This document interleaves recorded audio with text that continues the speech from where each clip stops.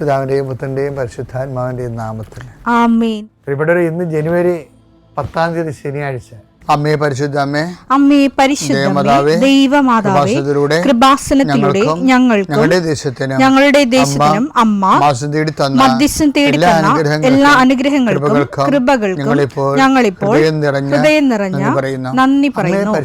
അമ്മേ പരിശുദ്ധമേ, ദൈവമാതാവേ, 2004 ഡിസംബർ 7 ഉച്ചകഴിഞ്ഞ് 2:30 കൃപാസനത്തിൽ സംഭവിച്ച അമ്മയുടെ പ്രത്യക്ഷപ്പെടലിനെ കുറിച്ച് തിരുസഭയ്ക്ക് സമർപ്പിച്ചിരിക്കുന്ന പഠനരേഖകളുടെ സഭാത്മകമായ പഠനം ആരംഭിക്കുവാൻ ഞങ്ങൾ പ്രാർത്ഥിക്കുന്നു. അമ്മേ പരിശുദ്ധമേ, ഭൂസ്വർലോകങ്ങളുടെ രാജ്ഞിയായ അങ്ങേയ്ക്ക് ഭൗമസംരക്ഷണത്തിനായി പ്രപഞ്ചപ്രകൃതിയെ തന്നെ തിരുസഭ പ്രതിഷ്ഠിക്കുവാൻ ഈ പ്രത്യക്ഷീകരണം വഴി ഇടയാക്കണമേ. പരിശുദ്ധമേ, ജപമാല മാതാവേ, സകല കൃപാസനം പ്രാർത്ഥനയോടും ചേർത്ത് ഞങ്ങളിപ്പോൾ പ്രാർത്ഥിക്കുന്ന ഈ കുടുംബത്തിന്റെ പ്രത്യേക നിയോഗം പറ മക്കളെ.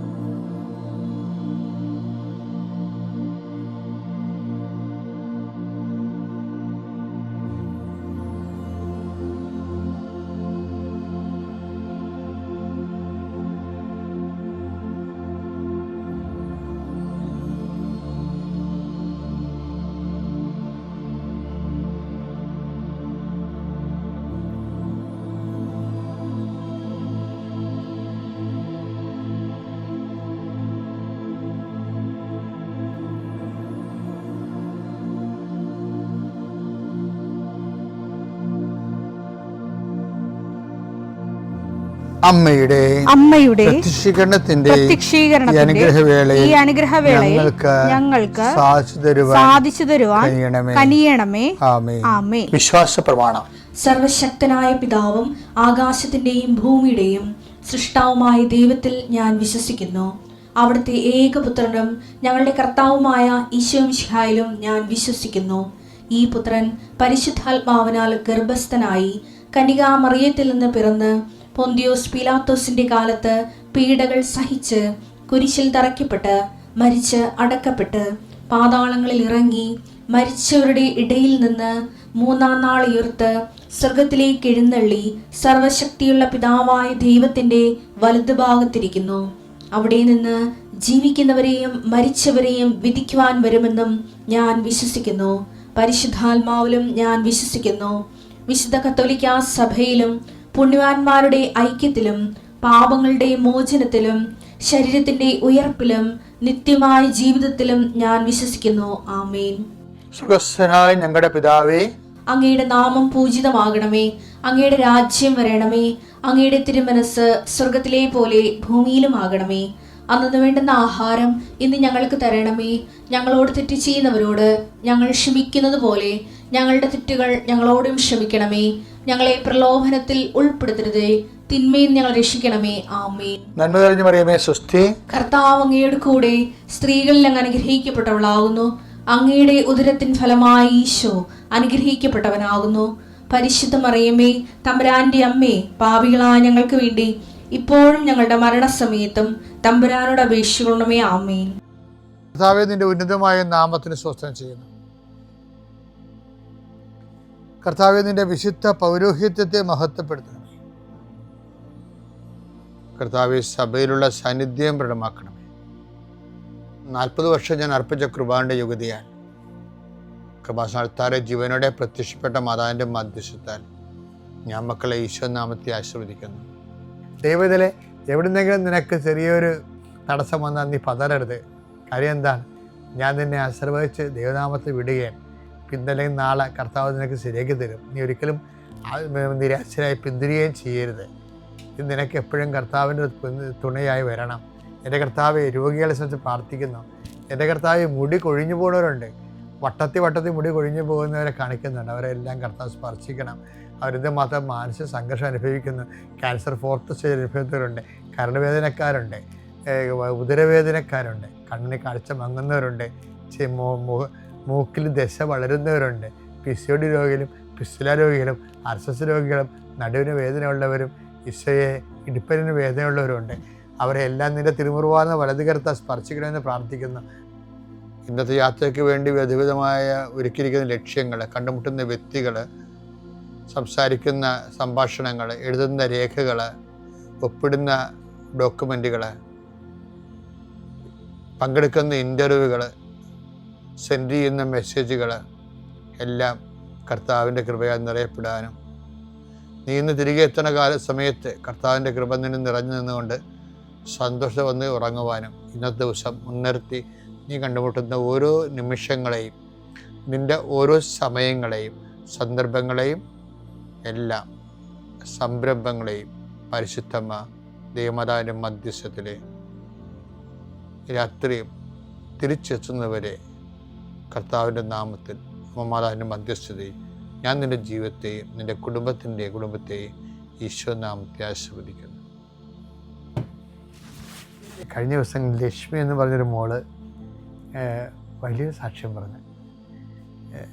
സാക്ഷ്യം പറഞ്ഞാലേ ഈ അക്രൈസ്തവരുടെ സാക്ഷ്യങ്ങളിലെ ഉണ്ടാകുന്ന വിഷയം, അവർ വളരെ പേഴ്സണലായിട്ടാണ്, എനിക്ക് മനസ്സിലായത് എങ്ങനെയാണ്, ഭയങ്കര ഹൃദയം കൊണ്ടാണ് അവർ ഈ ദൈവവുമായിട്ട് ഇൻട്രാക്ട് ചെയ്യണത്. അപ്പോൾ ലക്ഷ്മി ഇവിടുന്ന് ചെന്നൈയിലെ പരീക്ഷ നേഴ്സാണ്. അപ്പോൾ ഇവിടുന്ന് അവിടം വരെ റെയിൽവേ പ്രധാനപ്പെട്ട സ്ഥലങ്ങളെല്ലാം ഒപ്പിട്ട് വിശ്വാസപ്രമാണം ചെയ്യും. അപ്പോൾ അവരോട് പറഞ്ഞു കൊടുത്തേക്കാൻ എന്താണെന്ന് ഞാൻ പറഞ്ഞു കൊടുത്തിട്ടുണ്ട്. ഇങ്ങനെ പേഴ്സണലായിട്ടല്ല, പൊതുവായിട്ട് പബ്ലിക്കായിട്ട് എന്താ പറഞ്ഞു കൊടുത്തതെന്ന് വെച്ചാൽ ഈ വിശ്വാസ പ്രയോഗം എന്നും സംഭവമുണ്ട്. വിശ്വാസ പ്രഖ്യാപനമുണ്ട്.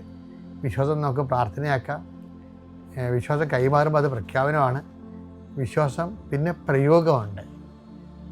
നമ്മുടെ ഈ സ്ഥൈലമൊക്കെ പൂശി പ്രാർത്ഥിക്കുന്നത് അത് വിശ്വാസ പ്രയോഗമാണ്. അപ്പോൾ അങ്ങനെ നമ്മുടെ മെരിറ്റ് പോകുമ്പോഴാണ്, നമ്മുടെ കയ്യിൽ നിന്ന് നമ്മുടെ ജീവിതം പോകുമ്പോഴാണ് not by merit but by grace എന്നുള്ള ഫോർമുല വർക്കൗട്ട് ചെയ്യണത്. എന്താണ്? നമ്മുടെ കഴിവ് കൊണ്ടല്ല, ദൈവത്തിൻ്റെ കൃപ കൊണ്ട്.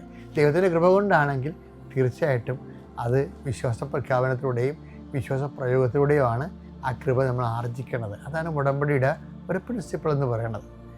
ഇപ്പോൾ ഇവളെന്ന് വെച്ച് കഴിഞ്ഞാൽ ഉടമ്പടി തൈലമൊക്കെ നെഞ്ചത്ത് പല വിശ്വാസപ്രമാണം ചൊല്ലി പല കുറിച്ചിട്ടൊക്കെയാണ് പരീക്ഷ എഴുതുന്നത്. അപ്പം അത്രയും എല്ലാം പൂർണ്ണമായിട്ടും ദൈവമേ നീ ഇല്ലെങ്കിൽ ഞാനില്ല, എൻ്റെ പരീക്ഷയില്ല, എൻ്റെ വിജയവും ഇല്ല, അങ്ങനെ നിലപാടെടുത്തിട്ട് മൊത്തം അടിയറവ് വെച്ചാണ് ദൈവമായിട്ട് ജീവിക്കുന്നത്. അപ്പം പരീക്ഷ എഴുതിക്കുന്ന സമയത്ത് കമ്പ്യൂട്ടറെ അവൾ മനസ്സിൽ പറഞ്ഞു, അമ്മേ എനിക്കിനി എന്തുമാത്രം സമയമുണ്ടെന്ന് എനിക്ക് അറിയത്തില്ലല്ലോ എന്ന് പറഞ്ഞു. എൻ്റെ അമ്മേ എനിക്കിനി എന്തുമാത്രം സമയമുണ്ടെന്ന് എനിക്ക് അറിയത്തില്ലല്ലോ, ഇനി എനിക്ക് ക്വസ്റ്റ്യൻ എന്തുമാത്രം കാണുന്നില്ലെന്ന് പറഞ്ഞു. അപ്പോൾ അത് വലിയ കൺഫ്യൂഷനാണേ. സമയം പരീക്ഷ എഴുതി കൊടുക്കുന്ന സമയത്ത് എന്തുമാത്രം സമയമുണ്ടെന്ന് അറിഞ്ഞില്ലെങ്കിൽ ചിലപ്പോൾ 10-50 ക്വസ്റ്റ്യൻ ബാലൻസ് ആകുമ്പോൾ നമ്മൾ സമയം തീർന്നു പോകും. അപ്പോൾ അങ്ങനെ വിഷമിച്ചിരിക്കുന്ന സമയത്ത് പരീക്ഷ ഹോളിലൂടെ നമ്മുടെ കൃപാസനം മാതാവിനെ പോലെ ഒരു ഡ്രസ്സ് സിൽവർ ഗ്രേയിൽ ഇട്ടിട്ട് ആവാത്ത ഒരു ലേഡി വന്നിട്ട് ഇവരുടെ കമ്പ്യൂട്ടറെ പൊട്ടും. ഇവളോട് പറയാതെ അവരോട് സംസാരിക്കും. ഇവിടെ മനസ്സിൽ വിചാരിക്കണം മാത്രമേ ഉള്ളൂ. കൊട്ടിച്ച് പറയും, ഇതാണ് സമയം, നിനക്ക് ഇനി 20 മിനിറ്റ് കൂടിയേ ഉള്ളൂ.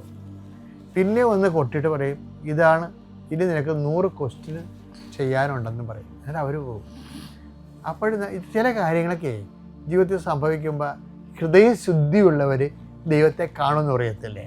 അപ്പോൾ വക്രത ഉള്ളവർ കാണത്തില്ലെന്ന് അർത്ഥം കൊണ്ട് തന്നെ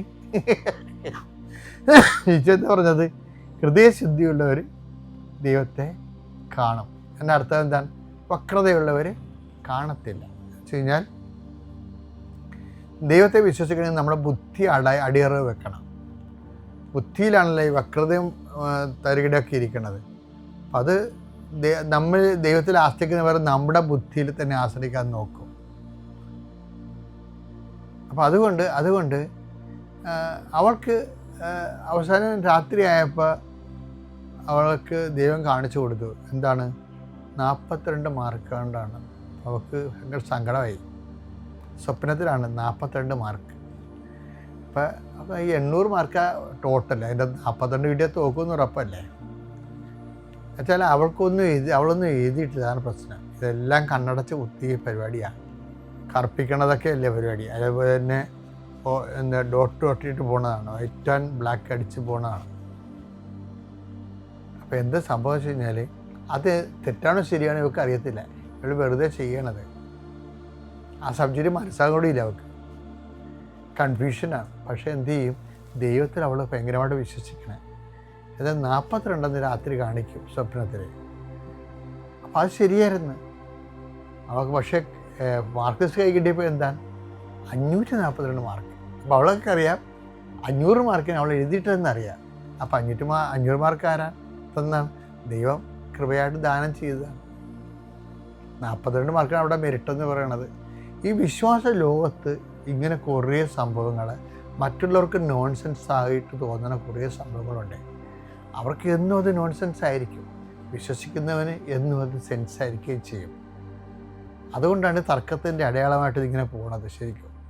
കാര്യം വിശ്വസിക്കുന്ന സംബന്ധിച്ച് ഹൃദയശുദ്ധി കൊണ്ടാണ് അവൻ ദൈവത്തെ കണ്ടിരിക്കും.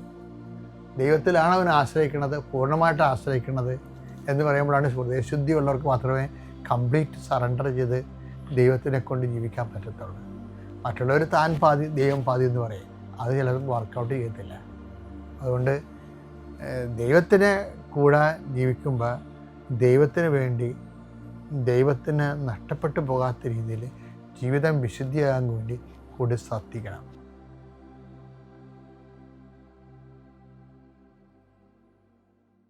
അത്യപൂർവ ദൈവാനുഭവങ്ങൾ ഇനി നിങ്ങൾക്കും സ്വന്തം.